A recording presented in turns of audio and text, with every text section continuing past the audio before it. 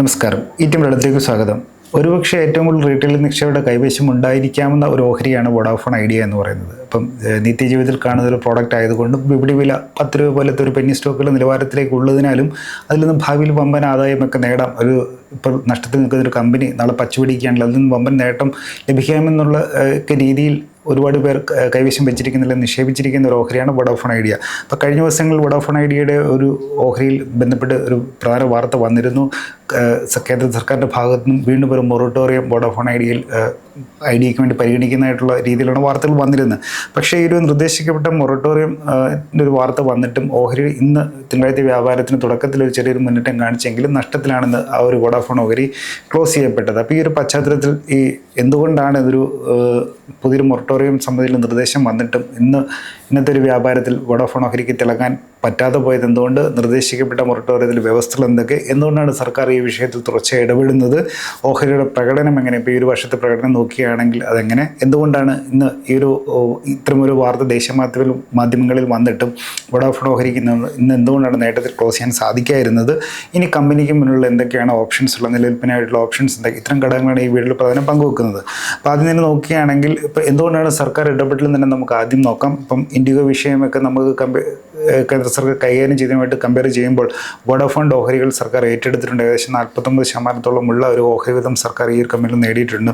അപ്പോൾ എന്തുകൊണ്ടാണ് വോഡാഫോൺ വിഷയത്തിൽ സർക്കാർ ഇത്രയധികം ഇടപെടൽ നടത്തുന്നത് എന്തുകൊണ്ടാണെന്ന് ചോദിച്ചാൽ, ഇപ്പോൾ ഇൻഡിഗോ വിഷയം ഒരുപക്ഷെ ബാധിച്ചിരിക്കുക ലക്ഷം പോലെയുള്ള ഒരു കണക്കിലുള്ള ഒരു ഉപഭോക്താക്കളായിരിക്കും, അല്ലെങ്കിൽ എൻ്റെ ഇടപാടുകയായിരിക്കും. പക്ഷേ ഇന്നത്തെ ഒരു കാലഘട്ടത്തിൽ നോക്കുകയാണെങ്കിൽ ഒരു ടെലികോം എന്ന് പറയുന്ന ഒരു എസൻഷ്യൽ സർവീസ് തന്നെയാണ്. അപ്പം ഇപ്പോഴത്തെ രീതിയിൽ നോക്കുകയാണെങ്കിൽ ഇന്ത്യൻ മാർക്കറ്റിൽ ഒരു പാൻ ഇന്ത്യ രീതിയിൽ ദേശവ്യാപകമായിട്ട് നോക്കുകയാണെങ്കിൽ കവറേജ് നൽകുന്ന 4 ടെലികോം കമ്പനികളാണുള്ളത്. Reliance Jio, Vodafone, Bharti Airtel, പിന്നെ പൊതുമേഖലയിലുള്ള BSNL. അപ്പോൾ ഇതിൽ നിന്ന് നോക്കുകയാണെങ്കിലും ആക്റ്റീവ് യൂസേഴ്സ് ഏകദേശം, അല്ലെങ്കിൽ ഒരു സബ്സ്ക്രൈബേഴ്സിന് നോക്കുകയാണെങ്കിൽ വരിക്കാർ എണ്ണം നോക്കുകയാണെങ്കിൽ ഏകദേശം 20 കോടിയോളമുള്ള എണ്ണം വോഡാഫോണിലുണ്ട്. അപ്പോൾ അതിൽ ഒരു 20% ഇനാക്റ്റീവ് എന്ന് പറയപ്പെടുന്നത്. എന്തായാലും 15 മുതൽ 17 കോടി വരെയുള്ള ഒരു ആക്റ്റീവ് യൂസേഴ്സ് ഉള്ള ഒരു കമ്പനിയാണ് വോഡാഫോൺ എന്ന് പറയുന്നത്. അപ്പം ഇപ്പോൾ ഇൻഡിഗോയുടെ ഒരു വിഷയം പോലെയല്ല ഇതിപ്പം ബാധിക്കുന്ന ലക്ഷക്കണക്കിന് പേരെയാണ് ഇൻഡിഗോയുടെ ഒരു വിഷയം ബാധിച്ചെങ്കിൽ ഇത് കോടിക്കണക്കിന് പേരെ ബാധിക്കുമെന്നുള്ളതാണ് ഇതിൻ്റെ അകത്ത് ഏറ്റവും അത്യന്തികമായിട്ട് വിഷയം. പിന്നെ മാത്രവുമല്ല, ഈ ടെലികോം സർവീസിൽ ഒരു എസൻഷ്യൽ ആയിട്ടുണ്ട്. ഇപ്പം ഒരു ബാങ്കിങ് ട്രാൻസാക്ഷൻ നടത്തണമെങ്കിൽ അതിൻ്റെ OTP വരണം, അല്ലെങ്കിൽ ഒരു റെയിൽവേ ടിക്കറ്റ് ബുക്ക് ചെയ്യണമെങ്കിൽ നമ്മൾ ഇന്ന് കൂടുതലും ഓൺലൈനിൽ മൊബൈൽ ആപ്ലിക്കേഷൻസ് വഴിയാണ് ചെയ്യുന്നത്. പിന്നെ മാത്രമല്ല, ഇപ്പം വീട്ടിലെ ബന്ധുക്കളെവിടെ, കുട്ടികളെവിടെ, ഇതൊക്കെ അന്വേഷിക്കണമെങ്കിലൊക്കെ നമുക്കൊരു ഫോൺ വിളി പോലും നടക്കണമെങ്കിൽ ആ ഒരു നെറ്റ്വർക്ക് ആക്റ്റീവായിട്ട് ഇരിക്കേണ്ടതുണ്ട്. അപ്പോൾ ഇവർക്ക് ഈ പ്രവർത്തന നഷ്ടം നേരിട്ട്, അല്ലെങ്കിൽ സർക്കാർ നിലവിലെ ബാധ്യത തിരിച്ചടയ്ക്കാൻ ശേഷിയില്ലാതെ ഒരു കംപ്ലീറ്റ് ആയിട്ട് അടച്ചുപൂട്ടുകയാണെങ്കിൽ വരാവുന്ന ഒരു അരക്ഷിതാവസ്ഥയുണ്ട്. അത് താങ്ങാൻ ഒരുപക്ഷെ സർക്കാരുകൾക്ക് കഴിയത്തില്ല. മാത്രമല്ല, 15 മുതൽ 17 കോടി വരെയുള്ള ആക്റ്റീവ് യൂസേഴ്സ് ഇത്രയുമുള്ളൊരു എസൻഷ്യൽ സർവീസ് ആയതുകൊണ്ട് തന്നെ ഒരു ഓവർനൈറ്റ് ഒരു പോർട്ട് ചെയ്യാൻ വേണ്ടി ശ്രമിച്ചാൽ അതിനെ ഉൾക്കൊള്ളാൻ കഴിയുന്ന രീതിയിലേക്ക് ഇന്ത്യയിലെ ടെലികോം ശൃംഖല വലുതായിട്ടുമില്ല. അല്ലെങ്കിൽ ഇത്രയും 15-17 കോടി പേര് വളരെ ചുരുങ്ങിയ സമയത്തിനുള്ളിൽ സ്വാംശീകരിക്കാൻ റിലയൻസ് ജിയോയ്ക്കായാലും ഭാരതി എയർടെലിനായാലും നെറ്റ്വർക്കുകൾക്ക് ശേഷിയില്ല എന്നുള്ളതാണ് ഒരു വശം. അപ്പം അതുകൊണ്ട് തന്നെ പിന്നെ മാത്രമല്ല, കേന്ദ്ര സർക്കാരിൻ്റെ പ്രഖ്യാപിത നയങ്ങളാണ് ഡിജിറ്റൽ ഇന്ത്യ പോലത്തെ ഡിജിറ്റൽ ഇന്ത്യ, ഡിജിറ്റൽ എക്കണോമി എന്നൊക്കെ പറഞ്ഞാൽ കേന്ദ്ര സർക്കാരിൻ്റെ പ്രഖ്യാപിത നയങ്ങളാണ്. അപ്പം അതിനും ടെലികോം സേവനദാതാക്കൾ അല്ലെങ്കിൽ ടെലികോം മാർക്കറ്റ് ആക്റ്റീവ് ആയിരിക്കുന്നുണ്ട്, ഒരു ഫെയർ കോമ്പറ്റീഷൻ നടക്കേണ്ട കാര്യങ്ങളുമുണ്ട്. അപ്പോൾ ഒരു വോഡാഫോൺ ഓഹരി എന്തുകൊണ്ട് സർക്കാർ ഏറ്റെടുത്തു എന്ന് ചോദിച്ചാൽ ഇത്രയധികം കോടിക്കണക്കിന്, അല്ലെങ്കിൽ 15 മുതൽ 17 കോടി വരെയുള്ള ആക്റ്റീവായിട്ട് യൂസേഴ്സ് ഉള്ളവരെ നിലനിർത്തേണ്ടതുണ്ട്. അപ്പം അത് ഒറ്റയടിക്ക് അതിനെ സ്വിച്ച് ഓവർ ചെയ്ത് മറ്റ് നെറ്റ്വർക്കിലേക്ക് കൊണ്ടുപോകാനുള്ള ശേഷി ഇപ്പം നിലവിലെ നെറ്റ്വർക്കിനില്ല, ടെലികോം നെറ്റ്വർക്കിനില്ല. അതുകൊണ്ട് തന്നെ അവർ തുറന്നു പോകേണ്ടത് സർക്കാരിൻ്റെയും കൂടി ഒരു ആവശ്യമായിട്ടുള്ള, അല്ലെങ്കിൽ ആ ഒരു മാർക്കറ്റ്, ഈ ഒരു സംവിധാനം, ഈ ഒരു സർവീസ് നിലനിർത്തുന്നതിന് ഗവൺമെൻറ് ഭാഗത്ത് നിന്ന് പുഷ് വേണ്ടുമെന്നുകൊണ്ടാണ് സർക്കാർ ഇതിനെ ആക്റ്റീവായിട്ട് ഇടപെടുന്നത്. അപ്പം നോക്കുകയാണെങ്കിൽ ഇപ്പം കഴിഞ്ഞൊരു ഇതിൻ്റെ ഇടയിലും അവരൊരു 4G 5Gയിലുള്ള ഓൾ ഇന്ത്യ രീതിയിലുള്ള സർവീസൊന്നും എത്തിയിട്ടില്ല. പക്ഷേ അതുകൊണ്ട് തന്നെ നോക്കുമ്പോൾ സബ്സ്ക്രൈബേഴ്സിൻ്റെ കൗണ്ടിൽ കുറവുണ്ട്. ഇപ്പോൾ 2025 കമ്പയർ ചെയ്യുമ്പോൾ 2024 കമ്പയർ ചെയ്യുമ്പോൾ 2025 ടോട്ടൽ സബ്സ്ക്രൈബേഴ്സിൻ്റെ എണ്ണത്തിലൊക്കെ വോഡാഫോൺ കുറവുണ്ട്. പക്ഷേ ആ ഒരു റീടെൻഷൻ, അല്ലെങ്കിൽ നിലനിർത്തുന്ന തോത് താരതമ്യം വർദ്ധിച്ചിട്ടുണ്ട്. അല്ലെങ്കിൽ കൊഴിഞ്ഞു പോകുന്നവരുടെ എണ്ണം മുൻ വർഷങ്ങളെ അപേക്ഷിച്ച് കുറഞ്ഞിട്ടുള്ളതും നമുക്ക് കാണാം. പിന്നെ അടുത്തിടെയൊക്കെ നോക്കുമ്പോൾ വോഡാഫോൺ പുതിയ പ്ലാനിൽ ഹീറോ, സൂപ്പർ ഹീറോ ഒക്കെ പോലത്തെ പുതിയ ഒരു കസ്റ്റമർ എൻഗേജ്മെൻറ്റ് അല്ലെങ്കിൽ കൺസ്യൂമർ എൻഗേജ്മെൻറ്റ് വർദ്ധിപ്പിക്കാനുള്ള ചില പ്ലാനുകളൊക്കെ ചെയ്തിട്ടുണ്ട്. പക്ഷേ എന്നിരുന്നാലും ഇനാക്റ്റീവ് യൂസേഴ്സ് ഒരു കൺസേൺ തന്നെയാണ് ഒരു കമ്പനിയെ സംബന്ധിച്ച് നോക്കുമ്പോൾ. പക്ഷേ എന്നിരുന്നാലും ഒരു കമ്പനിയുടെ ഭാഗത്തൊരു ഒരു മെച്ചപ്പെടാനുള്ള ശ്രമം നടത്തുന്നതായിട്ട് കാണാം. കൺസ്യൂമർ ബേസിസിൽ പറഞ്ഞാൽ, അല്ലെങ്കിൽ ഉപഭോക്താക്കളുടെ കേന്ദ്രീകരിച്ച് പറയുകയാണെങ്കിൽ മെച്ചപ്പെടുത്തുന്ന പുതിയ പ്ലാനുകളും കാര്യങ്ങളൊക്കെ ചെയ്ത് സർക്കാർ അല്ലെങ്കിൽ വോഡാഫോൺ ശ്രമിക്കുന്നുണ്ട്. പിന്നെ ഈ പറഞ്ഞ 5Gയെ സംബന്ധിച്ചുള്ള പ്രഖ്യാപനങ്ങളൊക്കെ അവരുടെ ഭാഗത്തും വന്നിട്ടുണ്ട്. പരീക്ഷണാടിസ്ഥാനത്തിലും ചെറിയ രീതിയിലുള്ള സർക്കിളുകളും മാത്രമുള്ള സേവനങ്ങൾ നൽകി തുടങ്ങിയിട്ടുമുണ്ട്. അപ്പോൾ ഈ ഒരു പശ്ചാത്തലത്തിലാണ് സർക്കാർ ഈ ഒരു കമ്പനി അല്ലെങ്കിൽ ആ ഒരു ടെലികോം മാർക്കറ്റിൽ ഒരു ഡിയോപോളി ഉണ്ടാകാതിരിക്കാനും ഒരു ഫെയർ കോമ്പറ്റീഷൻ നടക്കാനും വേണ്ടിയിട്ടും ഇത്രയധികം ആക്റ്റീവ് യൂസേഴ്സിനെ സംശയിക്കാൻ കഴിയാത്തതിനാലും സർക്കാർ ഇടപെട്ടിരിക്കുന്നത്. ഇപ്പോൾ 2025 മാർച്ചിലാണ് സ്പെക്ട്രം ഫീസ് ഇനത്തിൽ ഉണ്ടായിരുന്ന കുടിശ്ശിക ഏകദേശം 36,950 കോടി കൊടുക്കേണ്ടിയിരുന്ന 2025 മാർച്ചിലാണ്. അന്ന് ഇവർക്ക് കഴിയാതിരുന്നുകൊണ്ടാണ് സർക്കാർ ആ ഒരു കടത്തെ ഓഹരികളാക്കി മാറ്റാൻ അനുവദിച്ചത്. അപ്പം അതുകൊണ്ടാണ് നേരത്തെ 22.60 ആയിരുന്നിരുന്നത് ഈ 36,950 കോടി രൂപയുടെ ഈ ഓഹരികളാക്കി മാറ്റാൻ അനുവദിച്ചതോടുകൂടി തന്നെ 48.99% സർക്കാരിൻ്റെ ഒരു ഓഹരി വീതം വോഡാഫോൺ ഐഡിയയിൽ വർദ്ധിച്ചത്. പിന്നെ അപ്പോൾ ഈ ഒരു സമയത്ത് നോക്കുകയാണെങ്കിൽ ഇതിൻ്റെ അകത്തൊരു പ്രൈവറ്റ് പ്രൊമോട്ടേഴ്സ് ആയിട്ടുള്ള പറയുകയാണെങ്കിൽ വോഡാഫോൺ, ബ്രിട്ടൻ കമ്പനിയായ വോഡാഫോണിൻ്റെയും ആദിത്യ ബിർള ഗ്രൂപ്പിൻ്റെ ഐഡിയയുടെ ആദിത്യ ബിർള ഗ്രൂപ്പിൻ്റെയും അവരാണ് ഇപ്പോഴും ഒരു ഓപ്പറേഷൻ കൺട്രോൾ കമ്പനിയുടെ ചെയ്യുന്നതെങ്കിൽ പോലും അവരുടെ സ്റ്റേക്ക് ഗണ്യമായിട്ട് കുറഞ്ഞിട്ടുണ്ട്.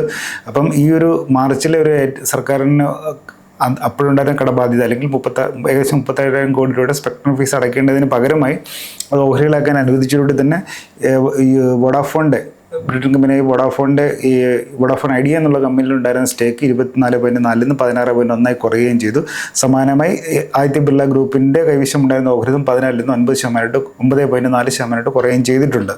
അപ്പോൾ ഇതിന് മുന്നേ 2021 ഫെബ്രുവരിയിലാണ് വോഡാഫോണിൻ്റെ ഇതേ സമാനമായിട്ട് ചെയ്തത്. അന്ന് AGR കുടിശ്ശിക, സ്പെക്ട്രം ഫീസ് അല്ല, അഡ്ജസ്റ്റഡ് ഗ്രോസ് റവന്യൂവിൻ്റെ പുറത്ത് നൽകേണ്ടിരുന്ന കുടിശ്ശികയാണ്, കോടതി ഉത്തരവ് പ്രകാരം പറയുന്ന കുടിശ്ശികയാണ് 16,230 കോടി രൂപയ്ക്ക് പകരമായിട്ടാണ് അന്നത്തെ ഓഹരി വിലയ്ക്ക് അനുസരിച്ചുള്ള ഒരു ഇക്വിറ്റിയാക്കി മാറ്റാൻ അനുവദിച്ചു, കടബാധ്യതയ്ക്ക് അനുസരിച്ചുള്ള ഓഹരികളാക്കി മാറ്റാൻ അനുവദിച്ചുകൂടിയാണ് ഈ അന്ന് 22.6% ഓഹരികൾ 2021 ഫെബ്രുവരിയിൽ വന്നത്. അപ്പം ഇപ്പം ഇത് വീണ്ടും ഒരു മൊറട്ടോറിയത്തിലേക്കുള്ള ഒരു ആവശ്യകത വന്നത് ഈ കമ്പനിയുടെ കുടിശ്ശിക ഇനിയും ഉണ്ട്, ഏകദേശം വലിയ കടബാധ്യതയുണ്ട്. അപ്പം അതും ഇനി ഓഹരിയാക്കി മാറ്റുന്നതിനോടുള്ള പ്രപ്പോസൽ വോഡാഫോണിൻ്റെ ഐഡിയയുടെ ഭാഗത്ത് നിന്ന് വന്നതിനോട് കേന്ദ്ര സർക്കാർ അനുകൂലമായി അതിനോട് റെസ്പോണ്ട് ചെയ്തില്ല, അല്ലെങ്കിൽ അവിടെ ഒരു വിയോജിപ്പ് വ്യക്തമാക്കിയതോടെയാണ് വോഡാഫോൺ ഐഡിയയുടെ നിലനിൽപ്പിന് തന്നെ വീണ്ടും ഒരു ചോദ്യം ചെയ്യുന്ന സ്ഥിതിവിശേഷം ഉണ്ടായത്. ആ ഒരു പശ്ചാത്തലത്തിലാണ് അവർ വീണ്ടും AGRൻ്റെ അകത്തൊരു റാഷണലൈസ് ചെയ്യണം അല്ലെങ്കിൽ ആ ഒരു കണക്കുകൾ പുനഃപരിശോധിക്കണം ആവശ്യപ്പെട്ട് ഒക്ടോബർ സമയത്ത് നൽകിയ ഹർജിയിൽ ഒരു അനുകൂല വിധി വന്നതാണ് നിലവിൽ ഇത്തരം ഒരു മൊറട്ടോറിയം വീണ്ടും പരിഗണിക്കാനുള്ള അവസ്ഥയിലേക്ക് കേന്ദ്ര സർക്കാരിനെ കൊണ്ട് എത്തിച്ചത്. ഒരു പക്ഷേ വോഡാഫോണിൻ്റെ ലൈഫ് ലൈനായിട്ട് നിൽക്കുന്നതിൻ്റെ ഒരു ഘടകവും അത് തന്നെയാണ്. ഇനി നമുക്ക് നിർദ്ദേശിക്കപ്പെട്ട ഒരു പുതിയ മൊറട്ടോറിയം, അത് ഒരു എക്കണോമിക് ടൈംസിൽ വന്നൊരു വാർത്ത തന്നെയാണ്. പക്ഷേ അപ്പം ഇതിൻ്റെ ക്യാബിനറ്റ് അംഗീകാരം വരേണ്ടതുണ്ട്, അതും ശ്രദ്ധിക്കുക. അപ്പോൾ എന്തായാലും ഇപ്പം പുറത്തു വന്നിട്ടുള്ള വാർത്തകൾ പ്രകാരമുള്ള മൊറട്ടോറിയത്തിൽ വോഡാഫോൺ ഐഡിയയിലേക്ക് ലഭിക്കാവുന്ന ഇളവുകൾ അല്ലെങ്കിൽ പുതിയ മൊറട്ടോറിയത്തിലെ വ്യവസ്ഥകൾ എന്തൊക്കെയാണെന്ന് നമുക്ക് നോക്കാം. അപ്പം പുതിയ പ്രകാരം ഇപ്പം നിലവിൽ വോഡാഫോൺ ഐഡിയക്കുള്ള ഒരു AGR dues, adjusted gross revenue അല്ലെങ്കിൽ AGR ഡ്യൂസിൻ്റെ എന്ന് പറയുന്നത് 83,000 കോടി രൂപയാണ്. ലളിതമായി പറഞ്ഞാൽ മുഖ്യമായിട്ട് ടെലികോമിൻ്റെ പുറത്തുള്ള സേവനങ്ങൾക്ക് നൽകേണ്ടിയിരുന്ന കുടിശ്ശികയാണ്, സർക്കാരിന് വന്നിരിക്കുന്ന നികുതി കുടിശ്ശികയാണ് AGR എന്ന് പറയുന്നത്. അപ്പം ഈ അഡ്ജസ്റ്റഡ് ഗ്രോസ് റവന്യൂ നോക്കുമ്പോൾ 83,000 കോടി രൂപയാണ് ഇപ്പോൾ നിലവിലുള്ളത്. അപ്പോൾ അതിൻ്റെ അതൊരു ഇൻട്രസ്റ്റ് ഫ്രീ പലിശരഹിതമായിട്ടുള്ളൊരു മൊറട്ടോറിയമാണ് അനുവദിച്ചിരിക്കുന്നത്. അപ്പോൾ 4 മുതൽ 5 വർഷത്തേക്ക് അത് ആ ഒരു 83,000 കോടി രൂപ ഇപ്പോൾ ഈ അടുത്ത മാർച്ച് 2026 മാർച്ച് മുതൽ ഘട്ടം ഘട്ടമായിട്ട് അടയ്ക്കേണ്ടിയിരുന്നതാണ്. ഇത് 2021 കൊടുത്ത മൊറട്ടോറിയം തീർന്നതിന് ശേഷമുള്ള റീപേയ്മെൻ്റ് ആണ് തുടങ്ങുന്നത്. അപ്പോൾ അങ്ങനെ നോക്കുമ്പോൾ അന്ന് പലിശയും ഉണ്ടായിരുന്നു, ഇൻട്രസ്റ്റ് ഫ്രീ ആയിട്ടുള്ള മൊറട്ടോറിയം അല്ല അന്ന് കൊടുത്തത്, തിരിച്ചടവിനുള്ള സാവകാശം മാത്രമാണ് കൊടുത്തത്. അപ്പോൾ അങ്ങനെ നോക്കുമ്പോൾ ഏകദേശം 83,000 കോടി രൂപയുടെ ഒരു AGR അഡ്ജസ്റ്റഡ് ഗ്രോസ് റവന്യൂ വിഭാഗത്തിലുള്ള ഒരു കുടിശ്ശികയാണ് വോഡാഫോൺ ഉണ്ടായിരുന്നത്. അതിൽ 4 മുതൽ 5 വർഷം വരെയുള്ള ഒരു മൊറട്ടോറിയം, ഇൻട്രസ്റ്റ് ഫ്രീ ആയിട്ടുള്ള പലിശരഹിതമായിട്ടുള്ള ഒരു മൊറട്ടോറിയം ഈ തിരിച്ചടവിന് കൊടുക്കുമെന്നും അതിനുശേഷം ഇപ്പോൾ 4 മുതൽ 5 വർഷം വരെയുള്ള ആ ഒരു മൊറട്ടോറിയം പീരീഡിന് ശേഷം വരുന്ന പിന്നീടുള്ള 6 വർഷക്കാലത്ത് ഒരു 6 തവണയായിട്ട് അടയ്ക്കാമെന്നുള്ള ഒരു നിർദ്ദേശമാണ് പുതിയ മൊറട്ടോറിയം വ്യവസ്ഥയിലുള്ളതെന്നാണ് മനസ്സിലാക്കുന്നത്. മാത്രമല്ല അതിൻ്റെ ഒരു തിരിച്ചടവിൻ്റെ അകത്തും ചിലപ്പോൾ ഒരു ഇളവ് നൽകിയേക്കും, ഒരു 50% വരെ ഇളവ് നൽകിയേക്കും എന്നുള്ള രീതിയിലാണ് എക്കണോമിക് ടൈംസിൽ വന്നിട്ടുള്ള റിപ്പോർട്ട് വന്നിട്ടുള്ളത്. അത് ഈ കടബാധ്യതകളുടെയൊക്കെ ഒരു പുനഃപരിശോധന നടത്തിയതിനു ശേഷമാണ്. അപ്പോൾ അതിനായിട്ടൊരു കമ്മിറ്റി രൂപീകരിക്കും സെക്ടറൽ ലെവലിൽ ഒരു ഒഫീഷ്യൽസിൻ്റെ ഒരു കമ്മിറ്റി രൂപീകരിക്കുന്നു പറയുന്നുണ്ട്. അപ്പോൾ അതിൽ ടെലികോം ഡിപ്പാർട്ട്മെൻറ്റും വോഡാഫോണിൻ്റെയും വാദങ്ങൾ കേട്ടതിന് ശേഷമായിരിക്കും അതിൻ്റെ അതൊരു അന്തിമ തീരുമാനം ഉണ്ടാകുമെന്നും പറയുന്നുണ്ട്. അതിനുശേഷമായിരിക്കും ക്യാബിനറ്റിനോട് ലഭിക്കുക. ഇപ്പോഴത്തെ രീതിയിൽ നോക്കുകയാണെങ്കിൽ 2026 മാർച്ച് മുതൽ 18,000 കോടി രൂപയാണ് വോഡാഫോൺ ഈ AGR കുടിശ്ശികയുടെ പുറത്ത് നൽകേണ്ടിയിരുന്നത്. അപ്പം 2021 നൽകിയ ആ ഒരു മൊറട്ടോറിയത്തിൻ്റെ കാലാവധിയാണ് 2026 മാർച്ചിൽ തീരുന്നത്. അപ്പോൾ അതിനുള്ളൊരു സാമ്പത്തിക സ്ഥിതി കമ്പനിക്ക് ഇല്ലാത്തതുകൊണ്ടാണ് വീണ്ടും അവർ കോടതിയെ സമീപിച്ച് ഇത്തവണ കോടതി അതിനോട് അനുകൂലമായിട്ടുള്ള രീതിയിൽ അനുഭാവപൂർവ്വം അത് പരിഗണിച്ചതും ഇതിന് മുന്നേ ഒന്നും അങ്ങനെയല്ല. കോടതി ലക്ഷ്യ നടപടികൾ നേരിടേണ്ടി വരും എന്നുള്ളൊരു വളരെ ഒരു ഭീഷണിയല്ല, ഒരു അത്ര കർക്കശ നിലപാട് കോടതിയുടെ ഭാഗത്തുനിന്നും ഉണ്ടായിട്ടുണ്ടായിരുന്നു. പക്ഷേ ഇത്തവണ അത് ഉണ്ടായില്ല. അപ്പോൾ എന്തായാലും 2021 നൽകിയിരുന്ന മൊറട്ടോറിയം കാലാവധി തീരുന്ന ഒരു പശ്ചാത്തലത്തിൽ അത്രയധികം പൈസ റേസ് ചെയ്യാൻ അവർക്ക് കൈവശമില്ലായിരുന്നതിനെ തുടർന്നാണ് ഈ മൊറട്ടോറിയം വരുന്നത്. അപ്പോൾ ഇത്തവണ അത് ഇൻട്രസ്റ്റ് ഫ്രീ ആണെങ്കിൽ അത് ഇവരെ സംബന്ധിച്ച് കുറച്ചധികം ഒരു കൈവശം കാശ് നിലനിർത്താനും അത് തൊട്ടടുത്ത വികസന പ്രവർത്തനങ്ങൾ നീക്കിവെക്കാൻ നമുക്ക് കഴിയുന്നില്ല. ഒരു ലൈഫ് ലൈൻ കൂടെ അതിൻ്റെ അതുണ്ട്. ചുരുക്കി പറയുകയാണെങ്കിൽ സമീപകാലത്ത് വന്ന സുപ്രീം കോടതി വിധിയെ തുടർന്നുള്ള ഒരു അനുകൂല വിധിയെ തുടർന്നുള്ള അല്ലെങ്കിൽ ഒരു അനുഭാവപൂർവ്വം പരിഗണിച്ച സുപ്രീം കോടതി വിധിയെ തുടർന്നുള്ള ഒരു നീക്കമാണ് ഇപ്പോൾ ഈ മൊറട്ടോറിയം പോലുള്ള നടപടികളിലേക്ക് സർക്കാരിന് കടക്കാൻ സാധിച്ചത്. വോഡാഫോണിനെ സംബന്ധിച്ച് ഒരു ആശ്വാസം നൽകുന്ന ഒരു വിധിയായിരുന്നു സുപ്രീം കോടതി ഒരു ഭാഗത്ത് അടുത്തിടെ ഉണ്ടായത്. അപ്പോൾ എന്തായാലും ഇത് കമ്പനിയുടെ ഒരു നിലവിലത്തെ ഒരു സാമ്പത്തിക ഞെരുക്കത്തിന് കമ്പനിയെ സംബന്ധിച്ച് ആശ്വാസം നൽകുന്ന ഒരു ഘടകം തന്നെയാണ്. അതായത് തൊട്ടടുത്ത് പരിഹരിക്കേണ്ട സാമ്പത്തിക ബാധ്യതകളെയൊക്കെ ഒരു പരിധിവരെ മാറ്റിവെക്കാൻ കഴിയുന്നതിലൂടെ കമ്പനിക്ക് വീണ്ടും മുഖ്യ പ്രവർത്തനങ്ങളിലേക്ക് ശ്രദ്ധ കേന്ദ്രീകരിക്കാൻ കഴിയുമെന്നുള്ള രീതിയിലാണ് ഇതിനൊരു ഇമ്പാക്റ്റായിട്ട് വരുന്നത്. പിന്നെ നോക്കുകയാണെങ്കിലും ഒരു റീഅസസ്മെൻറ്റിൻ്റെ അകത്ത് കമ്പനിക്ക് നൽകേണ്ട ഒരു ലയബിലിറ്റി അല്ലെങ്കിൽ ബാധ്യതയിൽ കുറവ് വരികയാണെങ്കിൽ കമ്പനിയെ സംബന്ധിച്ച് ലോങ് ടൈമിലേക്ക് അത് തലമുറ കുഴപ്പമില്ലാത്തൊരു കമ്പനിയാണ്. അപ്പോൾ ഇതിനനുസരിച്ചിരിക്കും കമ്പനിയുടെ തൊട്ടുമുള്ള 25,000 കോടി രൂപയുടെ പുതിയൊരു ഫ്രഷ് ക്യാപിറ്റൽ, അതായത് ക്യാപിറ്റൽ എക്സ്പെൻഡിച്ചർ അല്ലെങ്കിൽ വികസന പ്രവർത്തനങ്ങൾക്കായിട്ട് 5G ഒക്കെ പോലത്തുള്ള പുതിയ വികസന പ്രവർത്തനങ്ങൾക്കായിട്ട് മുടക്കേണ്ട 25,000 കോടി റൈസ് ചെയ്യണോ വേണ്ടയോ എന്നുള്ള കാര്യത്തിൽ കമ്പനിക്ക് തീരുമാനമെടുക്കാൻ കഴിയുകയുള്ളൂ. അപ്പോൾ എന്തായാലും ഉടനെ അതിൻ്റെ ഒരു ക്യാബിനറ്റ് തീരുമാനം വരുമെന്ന് പ്രതീക്ഷിക്കാം. അപ്പോൾ ഇനി ഓഹരിയുടെ പ്രകടനം നോക്കുകയാണെങ്കിൽ ഇപ്പം ഈ ഒരു റിപ്പോർട്ടുകൾ വരുന്ന കുറച്ച് റൂമറുകളൊക്കെ വിപണിയിൽ ഉണ്ടായിരുന്നു. എന്തായാലും ഈ റിപ്പോർട്ട് പുറത്ത് വരുന്നതിന് മുന്നേ ഉള്ള ഒരു 5 ദിവസം നോക്കുകയാണെങ്കിൽ ഒരാഴ്ച നോക്കുകയാണെങ്കിൽ 15% മുന്നേറ്റം ഈ ഓഹരിയിൽ ഉണ്ടായിട്ടുണ്ട്. ഇപ്പോൾ തിങ്കളാഴ്ച ക്ലോസ് നോക്കുകയാണെങ്കിൽ 2.5% താഴ്ന്ന് 11.34 അത് 11 രൂപ 34 പൈസ എന്ന നിലവാരത്തിലാണ് വോഡാഫോൺ ഐഡിയയുടെ ക്ലോസിംഗ് ഉണ്ടായിട്ടുള്ളത്. 6 മാസത്തിനിടെ നോക്കുകയാണെങ്കിൽ ഓഹരിയിൽ 70%-ലേറെ നേട്ടം ഉണ്ടായിട്ടുണ്ട്. 6 രൂപ വരെ നിന്നിടത്തു നിന്നാണ് 12 രൂപ നിലവാരത്തിലേക്ക് ഇപ്പോൾ മുന്നേറി ഏകദേശം ഒരു 70% മുന്നേറ്റം ഈ 6 മാസത്തിനോട് ഉണ്ടായത്. ഇയർ ടു ഡേറ്റ് ഈ വർഷത്തെ പ്രകടനം നോക്കുകയാണെങ്കിൽ 42%. ജനുവരിക്ക് ആദ്യം നോക്കും 10 രൂപ നിന്ന ഓഹരിയാണ്. പിന്നീട് ഈ AGRന്റെ സംബന്ധിച്ചുള്ള ഈ മാർച്ചിൽ ബന്ധപ്പെട്ടുള്ള ഒരു പ്രശ്നമൊക്കെ വന്നപ്പോഴാണ് വീണ്ടും ഒരു സെൽ ഓഫ് നടന്നത്. അത് വീണ്ടും സർക്കാർ ആ ഒരു 2025 മാർച്ചിലെ ബാധ്യത ഓഹരിയാക്കി മാറ്റിയോടെ വീണ്ടും ഒരു റിലീഫ് ഉണ്ടായ ഒരു ഓഹരിയിലൊരു മുന്നേറ്റം ഉണ്ടായത്. അപ്പം ഓഹരിയുടെ പെർഫോമൻസ് നോക്കുകയാണെങ്കിൽ ഈ വർഷം താരതമ്യേന മികച്ച പ്രകടനമാണ്. 42% നേട്ടം ഉണ്ടായിട്ടുണ്ട്. കഴിഞ്ഞ 6 മാസത്തിൻ്റെ 70% നേട്ടം ഉണ്ടായിട്ടുണ്ട്. കഴിഞ്ഞ ഒരാഴ്ചക്കിടെ നോക്കുകയാണെങ്കിൽ 15% നേട്ടം ഉണ്ടാക്കിയിട്ടുണ്ട്. ഇന്ന് 2.5% താഴ്ന്ന് 11.34 രൂപ അല്ലെങ്കിൽ 11 രൂപ 34 പൈസയിലാണ് ക്ലോസ് ചെയ്തിരിക്കുന്നത്. അപ്പോൾ ഈ ഒരു പശ്ചാത്തലത്തിലാണ് നമ്മളിത് ചർച്ചയ്ക്കെടുത്തിരിക്കുന്നത്. എന്തുകൊണ്ടാണ് ഇന്നത്തെ ഇടിവ് എന്നുള്ളതാണ് നമുക്ക് നോക്കേണ്ടത്. അപ്പോൾ ഈ പറഞ്ഞ ഒരു ഓഹരിയുടെ കഴിഞ്ഞ ഒരാഴ്ചത്തെ പ്രകടനം തന്നെ നോക്കുമ്പോൾ തന്നെ അതിൽ എന്തുകൊണ്ട് ഇന്ന് വോഡാഫോൺ ഇടിച്ചു എന്നുള്ളതിൻ്റെ ആദ്യ ഉത്തരം കിട്ടും. ഓൾറെഡി ആ ഒരു ബിഗ് റാലി അല്ലെങ്കിൽ വലിയൊരു റാലി അപ്പോൾ ഇത്തരമൊരു വലിയൊരു നീക്കം ഈ ഒരു സ്പെക്കുലേഷന് പുറത്ത് തന്നെ ഈ ഓഹരിൽ ഉണ്ടായിട്ടുണ്ടെന്ന് നമുക്ക് കാണാം. അപ്പം കഴിഞ്ഞ ഒരു 5 ദിവസത്തിനിടെ 15% മുന്നേറ്റം ഉണ്ടായിട്ടുള്ളത് കൊണ്ട് തന്നെ വാർത്ത പുറത്തേക്ക് വന്നപ്പോൾ ഒരു പ്രോഫിറ്റ് ബുക്കിംഗ് ഉണ്ടായിട്ടുണ്ട്. പിന്നെ മാത്രവുമല്ല ഒരു റിപ്പോർട്ട് മാത്രമാണ് ഇതിനടുത്ത് ക്യാബിനറ്റിൻ്റെ അംഗീകാരം കാര്യങ്ങളൊക്കെ വരേണ്ടതുണ്ട്. അപ്പോൾ ഒരു തുടക്കത്തിലൊരു ശുഭാപ്തി ഒരു ആശ്വാസം അല്ലെങ്കിൽ ഓപ്റ്റിമിസത്തിൻ്റെ പുറത്താണ് അല്ലെങ്കിൽ പോസിറ്റിവിറ്റിയുടെ പുറത്താണ് ഇന്ന് രാവിലെ ഒരു തുടക്കത്തിലൊരു 3% മുന്നേറ്റം ഉണ്ടായെങ്കിലും പിന്നെ അത് നിലനിർത്താനാകാതെ താഴേക്ക് പോയത് ആ ഒരു മൊമെൻ്റ് ഫെയ്ഡ് ചെയ്ത് തന്നെയാണ്. അങ്ങനെയാണ് ഇന്ന് 2% താഴ്ന്ന് 11 രൂപ 34 പൈസയിൽ ക്ലോസിംഗ് രേഖപ്പെടുത്തിയത്. അപ്പം ഈ ഒരു റിപ്പോർട്ട് വരുന്നതിന് മുന്നേ തന്നെ ഓഹരിയിൽ ഒരാഴ്ചയോളം ഒരു മുന്നേറ്റം ഉണ്ടായത്. സ്പെക്കുലേറ്റീവായിട്ടുള്ള നീക്കങ്ങൾ അതിലുണ്ടായിരുന്നു. വാർത്ത ഇത് ഔട്ടായപ്പോൾ അത് പ്രോഫിറ്റ് ബുക്കിംഗ് ഉണ്ടായെന്നുള്ളതാണ്. പിന്നെ രണ്ടാമതും വാർത്ത വന്നേക്കുന്നത് മൊറട്ടോറിയമാണ്. ഒരു ബാധ്യതയിലെ വേവിനെ പറ്റിയിട്ടോ അല്ലെങ്കിൽ ഇളവ് നൽകുന്നതിനെ പറ്റിയിട്ടോ എഴുതള്ളുന്നതിനെ പറ്റിയിട്ടുള്ള കാര്യങ്ങളൊന്നും വന്നിട്ടില്ല. അപ്പം അതുകൊണ്ട് തന്നെ ബാധ്യതയുടെ തിരിച്ചടവിൻ്റെ കാലാവധി നീളുമെന്നുള്ളൊരു ഇതാണ് ആത്യന്തികമായിട്ടുണ്ടാകുന്നത്.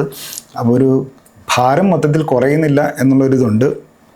തുടക്കത്തിലൊരു 4 അല്ലെങ്കിൽ 5 വർഷത്തെ ഒരു മൊറട്ടോറിയം, തുടർന്ന് 6 വർഷത്തേക്ക് ഘട്ടം ഘട്ടമായിട്ടുള്ള തിരിച്ചടവ് എന്നാണ് പറയുന്നത്. അപ്പം അതുകൊണ്ട് തന്നെ പിന്നെ ഒരു ആദ്യഘട്ടത്തിൽ 50% തിരിച്ചടച്ചാൽ മതിയായിരിക്കും എന്നുള്ളൊരു ആശ്വാസം മാത്രമാണുള്ളത്. പിന്നെ ഈ പ്രധാനമായിട്ടും ഇൻവെസ്റ്റേഴ്സ് ഉറ്റുനോക്കുന്നത് ഇത് ഈ കടബാധ്യതകൾ എത്രത്തോളം എഴുതിത്തള്ളുന്നുണ്ട് അല്ലെങ്കിൽ ഇളവ് നൽകുന്നുണ്ടെന്നുള്ളതാണ്. മൊറട്ടോറിയം സംബന്ധിച്ച് എന്തായാലും ഒരു ലൈഫ് ലൈൻ തന്നെയാണ്, പക്ഷേ ആത്യന്തികമായിട്ട് ഈ ഭാരം എത്രത്തോളം കുറയുമെന്നുള്ളൊരു പോയിൻ്റാണ്. അപ്പം ക്യാബിനറ്റിന് അംഗീകാരം വരുന്ന സമയത്ത് ആ ഒരു ക്ലോസിൻ്റെ അകത്തായിരിക്കും ഓഹരിയുടെ ഭാവി ഇരിക്കുന്നത്. അപ്പോൾ ഇപ്പോഴും ആ ഒരു മൊറട്ടോറിയമാണ്. ഇൻട്രസ്റ്റ് ഫ്രീ ആണെങ്കിലും അത് ആശ്വാസം നൽകുന്ന ഘടകം തന്നെയാണ്. പക്ഷേ എന്നിരുന്നാലും മൊറട്ടോറിയം എന്ന് പറയുമ്പോൾ ഒരു പേയ്മെൻറ്റ് ഡിലേ ചെയ്യുന്നത് മാത്രമേ ഉള്ളൂ. ഈ ഭാരം കുറയുന്നില്ല, ഈ ഇത്രയും വലിയൊരു ലയബിലിറ്റിയുടെ ഒരു ഭാരം കുറയുന്നില്ല, അല്ലെങ്കിൽ ആ ഒരു കടബാധ്യതയുടെ ഭാരം കുറയുന്നില്ല എന്നൊരു ആംഗിളിലാണ് ഇന്നും ആ ഒരു ഓഹരിക്കും ഒരു ഫർദർ മുന്നേറ്റം ഉണ്ടാകരുന്നത്. അപ്പം മൊറട്ടോറിയം സംബന്ധിച്ചുള്ള ക്യാബിനറ്റിന് അംഗീകാരം ലഭിക്കുന്ന സമയത്തൊരു ക്ലോസിൽ അല്ലെങ്കിൽ ഒരു വ്യവസ്ഥയിൽ ഈ പലിശയിൽ ഒരു വേവി അല്ലെങ്കിൽ ഒരു ഇളവ് നൽകുകയോ അല്ലെങ്കിൽ ഒരു ഭാഗം എഴുതിത്തള്ളുകയോ ചെയ്യുന്നുണ്ടെങ്കിൽ അത് ഈ ഒരു ഓഹരിയെ സംബന്ധിച്ച് മുന്നേറ്റം എന്നുള്ളൊരു കാരണമാകാം. പിന്നെ നോക്കുകയാണെങ്കിൽ ഇപ്പോഴും AGR ഡ്യൂസ് കുറഞ്ഞിട്ടൊന്നുമില്ല. ഇപ്പോൾ ഇത്ര പറഞ്ഞാൽ 83,000 കോടി രൂപയുടെ ഒരു AGR അല്ലെങ്കിൽ അഡ്ജസ്റ്റഡ് ഗ്രോസ് റവന്യൂ ഈ വിഭാഗത്തിലുള്ളൊരു ബാധ്യതയുണ്ട്. മാത്രമല്ല ഇതിൻ്റെ അപ്പുറത്താണ് ഇനി സ്പെക്ട്രം ഫീസ് ഇനത്തിൽ നൽകാനുള്ളത്. അപ്പം മൊത്തം കടബാധ്യത നോക്കുമ്പോൾ ഇപ്പോഴും 2 ലക്ഷം കോടിയോളം രൂപയുണ്ട്. ഇപ്പോഴുള്ള 70,000 കോടി രൂപയുടെ പുറത്തുണ്ടായിരുന്ന ഇൻട്രസ്റ്റുകളുടെയൊക്കെ പുറത്താണ് ഇപ്പോഴത്തെ രീതിയിൽ നോക്കുമ്പോൾ 83,000 കോടി രൂപയുടെ AGR കുടിശ്ശിക ഇപ്പോഴത്തെ രീതിയിൽ 2021 ശേഷമുള്ള മൊറട്ടോറിയത്തിൻ്റെ കാലയളവിലും വന്നിട്ടുള്ള പലിശ സഹിതമാണ് ഈ 83,400 കോടി രൂപ വന്നിട്ടുള്ളത്. അപ്പോൾ അതിനാണ് വാർഷികമായി 12,000 കോടി രൂപ വെച്ച് ഈ അടുത്ത 2026 മാർച്ചിൽ തിരിച്ചടക്കേണ്ടിയിരുന്നത് അടുത്ത 6 വർഷത്തേക്ക്. അപ്പം AGRൻ്റെ പുറമെ നോക്കുകയാണെങ്കിൽ സ്പെക്ട്രം ഫീസ് ഇനത്തിൽ ഏകദേശം 1.4 ലക്ഷം കോടിയോളം രൂപ തിരിച്ചടക്കേണ്ടതുണ്ട്. മൊത്തം നോക്കുമ്പോൾ 2 ലക്ഷം കോടിയോളം രൂപയുടെ ഒരു ബാധ്യതയാണ് മൊത്തത്തിലുള്ളത്. പക്ഷേ ഒരു കാര്യത്തിനകത്ത് പറയാനുള്ളത് വോഡാഫോണിൻ്റെ ബാധ്യതയുടെ 99% സർക്കാരിന് നൽകേണ്ട ഫീസ് ഇനത്തിലും നികുതി ഇനത്തിലും ആണെന്നുള്ളതിൽ ആണ് ശ്രദ്ധേയം. ബാങ്കുകളുമായിട്ട് നോക്കുമ്പോൾ വളരെ കുറവായിട്ടുള്ള രീതിയിലുള്ളൊരു ബാധ്യത 6,000 കോടി താഴെയുള്ള മാത്രമുള്ളൊരു ബാധ്യതയേ ഉള്ളൂ. അതായത് വോഡാഫോൺ ഐഡിയയുടെ മൊത്തം ബാധ്യത നോക്കുമ്പോൾ സർക്കാരുമായിട്ട് കേന്ദ്ര സർക്കാരുമായിട്ടാണ് ചേർന്ന് കിടക്കുന്നതെന്നാണ് ഇതിനോട് വായിക്കാനുള്ളത്. അപ്പോൾ അതിലവിടെ എന്തെങ്കിലും ഇളവ് നൽകുകയാണെങ്കിൽ ഓഹരിയെ സംബന്ധിച്ച് വളരെയധികം പോസിറ്റീവായിട്ടുള്ള ഘടകമാണ്. അപ്പം മൊറട്ടോറിയം എന്നുള്ളൊരു വന്നു, അതിനകത്തൊരു സർപ്രൈസ് ഉണ്ടായതൊരു ഇൻട്രസ്റ്റ് ഫ്രീ ആണെങ്കിലാണ്. അപ്പോൾ അതിനെ സംബന്ധിച്ചൊരു അന്തിമ ധാരണ എത്തിയാൽ മാത്രമായിരിക്കും ഇതിൻ്റെ അതൊരു ഫർദർ ഒരു മുന്നേറ്റം ഉണ്ടാകുക. പിന്നെ മാത്രമല്ല ആ ഒരു തീരുമാനം വന്നതിന് ശേഷമായിരിക്കും വോഡാഫോണിനെ സംബന്ധിച്ച് ഇനി അടുത്ത 4G 5Gയുടെ ഒക്കെ നെറ്റ്വർക്കിൻ്റെ അപ്ഗ്രഡേഷൻ്റെയൊക്കെ കാര്യങ്ങളിലോട്ടും കിടക്കാൻ പറ്റും. പിന്നെ ഈ ഒരു പശ്ചാത്തലത്തിൽ കമ്പനിയുടെ മുന്നിലുള്ള എന്തെന്ന് നോക്കുകയാണെങ്കിൽ ഇപ്പം കമ്പനിയുടെ ഒരു വോഡാഫോണിൻ്റെ 2025 കഴിഞ്ഞ സാമ്പത്തിക എബിറ്റയൊക്കെ നോക്കും 12,000 കോടി രൂപയാണ് ഉള്ളത്. അപ്പോൾ അതിനകത്ത് ഇൻഡസ് ടവറിൻ്റെയൊക്കെ ഒരു ടവർ റെൻ്റ് ഉൾപ്പെടെയാണത് പറയുന്നത്. അപ്പം നോക്കുകയാണെങ്കിൽ ഒരു ക്യാഷ് എബിറ്റ എന്ന് പറയുന്നത് അല്ലെങ്കിൽ ഒരു ക്യാഷ് ജനറേഷൻ എന്ന് പറയുന്നത് 9,000 കോടി രൂപ മാത്രമാണ്. അപ്പോൾ അത് വെച്ച് നമുക്ക് നോക്കുമ്പോൾ ഒരു ഓപ്പറേഷണൽ അല്ലെങ്കിൽ ക്യാഷ് ഒരു പ്രോബിലിറ്റി കമ്പനിയുടെ നോക്കുമ്പോൾ അത് എത്രത്തോളം ഉണ്ടെന്ന് കാണിക്കാൻ 9,000 കോടി രൂപ ക്യാഷ് ഫ്ലോ അല്ലെങ്കിൽ ക്യാഷ് എബിറ്റയുടെ ഒരു കണക്ക് സൂചിപ്പിച്ചത്.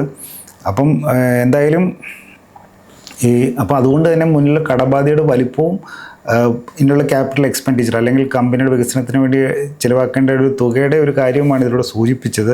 അപ്പോൾ എത്രത്തോളം ഒരു ഫ്രീ ക്യാഷ് ഫ്ലോ ഉണ്ട് ഡേ ടു ഡേ ഓപ്പറേഷൻസിലുണ്ടെന്നുള്ളതിനാണ് ഈ 18,000 കോടിയുടെ കഴിഞ്ഞ പ്രാവശ്യത്തെ എബിറ്റേനും ഈ 9,000 കോടി രൂപയുടെ ഒരു ക്യാഷ് എബിറ്റെ സൂചിപ്പിച്ചിട്ടുള്ളത്. അപ്പോൾ എന്തായാലും കമ്പനിയെ സംബന്ധിച്ച് മുന്നോട്ടെങ്കിൽ ആവറേജ് റേറ്റ് പെർ യൂസർ വർദ്ധിപ്പിക്കേണ്ടതുണ്ട്. അപ്പം 4G 5G സേവനങ്ങൾ എല്ലായിടത്തും എത്തിയിട്ടില്ലാത്ത ഒരു കമ്പനിയെ സംബന്ധിച്ച് ഇപ്പോഴത്തെ നോക്കുകയാണെങ്കിൽ റിലയൻസ് ജിയോയ്ക്ക് ഏകദേശം 50 കോടിയോളം ആക്റ്റീവ് യൂസേഴ്സ് ഉണ്ട്. ഭാരതി എയർടെല്ലിന് 36 കോടിയിലധികമുള്ള ആക്റ്റീവ് യൂസേഴ്സും ഉണ്ട്. അപ്പോൾ ഇവർക്ക് പോലും റേറ്റ് ഹൈക്ക് അത്ര എളുപ്പത്തിൽ സാധ്യമല്ലാതിരിക്കുന്ന ഒരു അവസ്ഥയിൽ ഇത്രത്തോളം സാമ്പത്തിക ഞെരുക്കമുള്ള സർവീസിൻ്റെ ക്വാളിറ്റിയിൽ ഇനിയും ഒരുപാട് അപ്ഗ്രേഡ് ചെയ്യാനുള്ള ഒരു കമ്പനിയെ സംബന്ധിച്ച് ആവറേജ് റേറ്റ് പെർ യൂസർ കിട്ടാൻ വേണ്ടിയിട്ടുള്ള സബ്സ്ക്രൈബർ ഫീ അല്ലെങ്കിൽ വരിസംഖ്യ വർധനം അല്ലെങ്കിൽ പ്ലാനുകളുടെ നിരക്ക് വർധന എന്നുള്ളത് എത്രത്തോളം പ്രായോഗികമാണെന്നുള്ള ചോദ്യമുണ്ട്. ഇപ്പം നിലവിലത്തെ രീതി നോക്കുകയാണെങ്കിൽ ആർപ്പ് ഒരു ടെലികോം കമ്പനിയുടെ ഏറ്റവും എളുപ്പം അവരുടെ വരുമാനത്തിന് കണക്ക് നോക്കുന്നതാണ് ആർപ്പ്. അതിൽ ആവറേജ് ഒരു ടെലികോം കമ്പനിയുടെ ഒരു വരുമാനത്തിന് കണക്ക് അല്ലെങ്കിൽ ആവറേജ് ഓരോ വരിക്കാരിൽ നിന്ന് എത്ര വരുമാനം നേടുന്നു എന്നുള്ളതാണ് ആവറേജ് റേറ്റ് പെർ യൂസറിൽ ആർപ്പ് എന്ന് പറയുന്നത്. ഇപ്പം നിലവിൽ നോക്കുമ്പോൾ വോഡാഫോൺ 167 രൂപയാണ്, റിലയൻസ് ജിയോയ്ക്ക് അത് 211, ഭാരതി എയർടെല്ലിന് 256. അപ്പം ഇവർ 200 എത്ര താഴെയാണ് ഇപ്പം വോഡാഫോൺ ഉള്ളതെന്ന് അറിയാം. ആ ഒരു രീതിയിൽ വെച്ചുള്ള എബിറ്റയും വരുമാന കണക്കുകളും നഷ്ടക്കണക്കുകളുമാണ് ഈ സൂചിപ്പിച്ചിട്ടുള്ളത്. ARPU വർദ്ധിക്കുകയാണ് സ്വാഭാവികമായിട്ടും കമ്പനിയെ സംബന്ധിച്ച് കൂടുതൽ ക്യാഷ് ഫ്ലോ ജനറേറ്റ് ചെയ്യും, ഇതിൽ നിന്നൊക്കെ രക്ഷപ്പെടാനുള്ള വഴി വരും. പക്ഷേ സർവീസ് ക്വാളിറ്റി മെച്ചപ്പെടാതെ ഒരു റേറ്റിലേക്ക് വന്നാൽ വീണ്ടും സബ്സ്ക്രൈബേഴ്സ് ലോസ് ചെയ്യുക എന്നുള്ളൊരു പ്രശ്നമുണ്ട്. അങ്ങനെ ഒരു ആ കൂടി കലങ്ങിയൊരു അവസ്ഥയാണ് ഉള്ളത്. ഇതിനിടയിൽ ഒരു രക്ഷാകവചമായിട്ടുള്ളത് ന്യൂയോർക്ക് ബേസ്ഡ് ആയിട്ടുള്ള ഒരു private equity firm Tillman global holdings 4 മുതൽ 6 ബില്യൺ വരെ, ഏകദേശം 35,000 മുതൽ 52,000 കോടി രൂപയുടെ ഒരു നിക്ഷേപം നടത്തുന്നതിനെ പറ്റി വാർത്ത ഉണ്ടായിരുന്നു. അപ്പോൾ അത് സംഭവിക്കുകയാണെങ്കിലായിരിക്കും വോഡാഫോണിൽ ഒരു ചേഞ്ച് ഉണ്ടാവുക, അല്ലെങ്കിൽ ഒരു ടേണിംഗ് പോയിന്റ് എന്ന് പറയാൻ പറ്റുക. ആ ഒരു ടിൽമാൻ ഗ്ലോബൽ ഹോൾഡിങ്സ് ആവട്ടെ, ഇവരൊരു ഓപ്പറേഷണൽ കൺട്രോൾ ഏറ്റെടുക്കാനുള്ളൊരു ശ്രമമൊക്കെ ഉള്ള കണ്ടീഷനോടെയാണ് പറയുന്നത്. പക്ഷേ ഈ മൊറട്ടോറിയത്തിലെ വ്യവസ്ഥകളും അതിൻ്റെ എത്രത്തോളം ഇളവുകൾ നൽകും, അതായത് ഇപ്പം ഇൻട്രസ്റ്റ് ഫ്രീ ആയിട്ടുള്ള മൊറട്ടോറിയം ആണോ, അതിനുശേഷമുള്ള തിരിച്ചടവ് എത്ര, മൊത്തം കടബാധ്യതയിൽ എന്തെങ്കിലും ഇളവോ വെട്ടിച്ചുരുക്കലോ നൽകുന്നുണ്ടോ എന്നതിനെ ആശ്രയിച്ചിരിക്കും ഇവരുടെ ഒരു എൻട്രിയും. ടിൽമാൻ ഗ്ലോബൽ ഹോൾഡിങ്സിൻ്റെ ഒരു ഇൻവെസ്റ്റ്മെൻറ്റ് 4 മുതൽ 6 ബില്യൺ വരെ, ഏകദേശം ഇപ്പോഴത്തെ റേറ്റിൽ പറയണം 35,000 മുതൽ 52,000 കോടിയിലധികമുള്ളൊരു ഇൻവെസ്റ്റ്മെൻറ്റ് കമ്പനിയിലോട്ട് വരികയാണെങ്കിൽ അവിടെ നിന്ന് പുതിയ സേവനങ്ങൾ 5G അപ്ഗ്രേഡേഷൻ നെറ്റ്വർക്കൊക്കെ ചെയ്യുകയാണെങ്കിൽ ഒരുപക്ഷേ ദീർഘകാലയളവിൽ കമ്പനിക്ക് തിരിച്ചു വരാൻ സാധിച്ചേക്കാം. അത്രയധികം കടബാധ്യത കമ്പനിയുടെ മുന്നിലുണ്ട്. അപ്പം മൊറട്ടോറിയം വ്യവസ്ഥകൾ ഫൈനാക്കുക, അതിന് ക്യാപിറ്റൽ എങ്ങനെ നൽകുക, അതിലേറ്റവും അല്ലെങ്കിൽ ഇനിയൊരു ഓഹരിയിൽ അടുത്തൊരു നീക്കം ഉണ്ടാവണമെങ്കിൽ, അല്ലെങ്കിൽ നിക്ഷേപർ ഉറ്റുനോക്കുന്നത് മൊറട്ടോറിയത്തിലെ വ്യവസ്ഥകൾ തന്നെയാണ്. അതിൽ മൊത്തം കടബാധ്യതയിൽ 83,000 കോടി രൂപയുടെ AGRഉം 1.4 ലക്ഷം കോടി രൂപയുടെ അടുപ്പിച്ച് വരുന്ന സ്പെക്ട്രം ഫീസിനെതിരെയും ബാധ്യതയിൽ മൊത്തം എത്രത്തോളം ഗവൺമെൻറ് അതിൽ വേവ് ചെയ്യും, എഴുതിത്തള്ളും, ഇളവ് നൽകുന്നതിനെ ആശ്രയിച്ചിരിക്കും ഇതിൻ്റെ ഒരു മുന്നോട്ട് പോക്ക്. അങ്ങനെയാണെങ്കിലായിരിക്കും ഈ ടിൽമാൻ ഗ്ലോബൽ ഹോൾഡിങ്സിനൊക്കെ ഇൻവെസ്റ്റ്മെൻറ്റിനെ സംബന്ധിച്ചുള്ള തീരുമാനത്തിലോട്ട് അവർ കടക്കുക.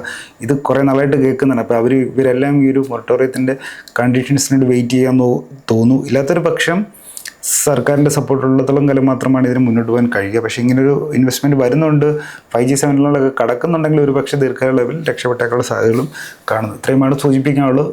ഞാനൊരു സെബി രജിസ്ട്രേഡ് അനലിസ്റ്റ് അല്ല, ഒരു അക്കാഡമിക് പർപ്പസിൽ ഓരോ ബന്ധപ്പെട്ട കാര്യങ്ങൾ ഷെയർ ചെയ്യുന്നു മാത്രം. ഇതൊരു റെക്കമെൻഡേഷൻ പർപ്പസിൽ പറഞ്ഞതല്ല. ഏറ്റവും കൂടുതൽ പേർ നിക്ഷേപകരുടെ കൈവശം ഇരിക്കുന്ന ഒരു ഓഹരിയായതുകൊണ്ട് അതിൻ്റെ പലവിധ സാധ്യതകൾ സൂചിപ്പിച്ചെന്ന് മാത്രം. അപ്പം വീണ്ടും മറ്റു വിഷയമായി കണ്ടുവിട്ടാൽ നന്ദി, നമസ്കാരം.